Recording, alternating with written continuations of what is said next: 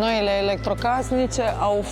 foarte multe lucruri bune care vin, nu doar eficiență energetică, dar și mai multă silențiozitate. Iar în materie de hote ne interesează mai multe lucruri și să absoarbă aburii mirosurile, dar și să fie frumos integrate în design. Aici putem să vedem o integrare foarte frumoasă cu lemn, care vine aproape să mascheze hota în ansamblul bucătăriei, iar butoanele sunt foarte frumoase și totodată discrete, ușor de accesat, transparente. Bineînțeles, hota are integrată partea de iluminare și merită să vă mai arăt niște modele. Între timp o să vedeți cele care sunt aparente, dar aici au fost reinventate hotele telescopice, pentru că noi eram obișnuiți ca la fața mobilierului să existe un panou în partea de jos, dar acum există mai multe sisteme, respectiv hota care este fixă, integrată în mobilier, deci la față nu mai vezi această parte, care și aici cu siguranță culisează așa. Vedeți? Deci la fața mobilierului nu se mai vede nimic, dar când gătești, efectiv se rabatează ușor, panoul de comandă este aici, se mărește și suprafața de absorpție, adică tot curentul de aer care se formează se duce, este direcționat de această fantă și practic atunci când nu mai este folosită hota, nici nu observi că există acest obiect electrocasnic la interiorul casei. Bineînțeles, filtrele sunt metalice, se pot curăța foarte ușor, iar la unele modele care nu au ventilație către exteriorul casei, există filtre de carbon, dar ele trebuie înlocuite doar la 2 ani.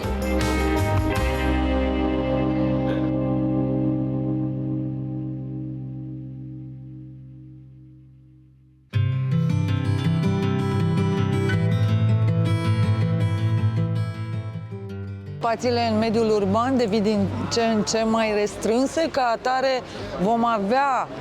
partea de bucătării integrate în spațiile zonei de zi și atunci electrocasnicele merită să fie adaptate acestui spațiu, respectiv să nu se simtă foarte tehnice.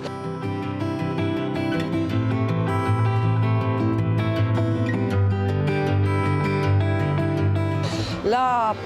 Salone del Mobile, producătorii de electrocasnice au venit cu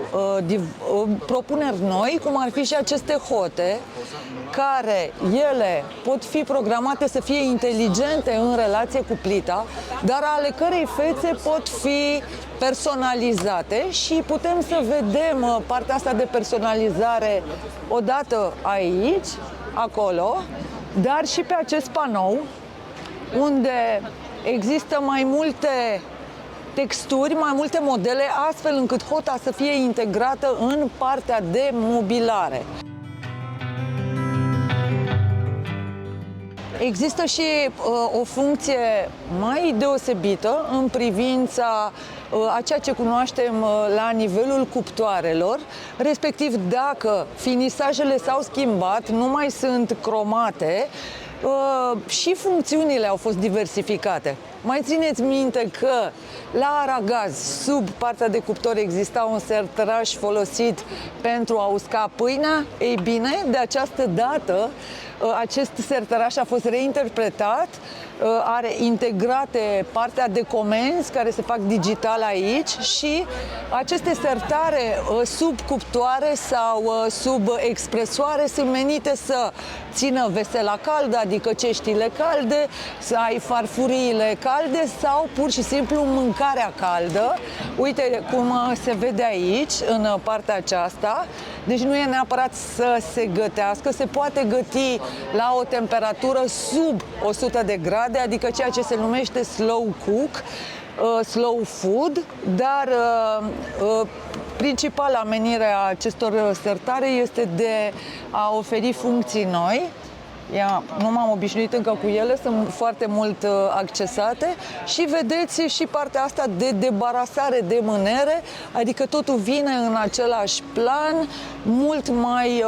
minimalist, cât mai puține materiale folosite, astfel încât să fie frumos integrate, ușor de curățat și eficiente.